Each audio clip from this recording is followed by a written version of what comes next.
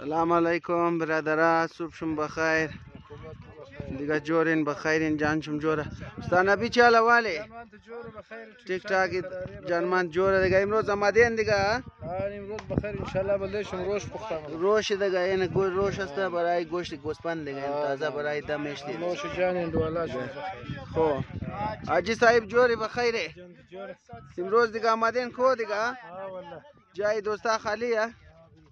امیر صاحب شما چی حال والین شما چی کار منین درو خوب استین بخیرین کربلای جان چمه چای مگه چای جور کنی اندوالا یک چای خاصه دل شد خو چای جور منی درو خو اوستا جواد چی حال واله جان من جور بخیر امروز کجا آمده بخیر خو خو حاجی ابراهیم چی حال واله کربلای صاحب محترم جوری بخیره شکر فضل خدا جان من جور شکر لالی خو جور باش کجا آمده بخیر این آماده کرخسه باچا انجوای کدو خو آن بسیار خوب موسم امروز دیگه اینجا آمده دیگه جمعه دیگه تیاری روش تا گرفته خو اینا لینینجی گیم چلیده رایی بود خو امی باچا ویڈیو کده بیا لدور فاینل چی بازی خو طالب برات تو جوری بخیر جان جوره دیگه جوری تو چی میگی آقا صاحب کربلایی ما دیگه نه چیشته دیگه برادر خو روش تبال تیار نشده دیگه روش تیار نشده روش تیار خو صحیح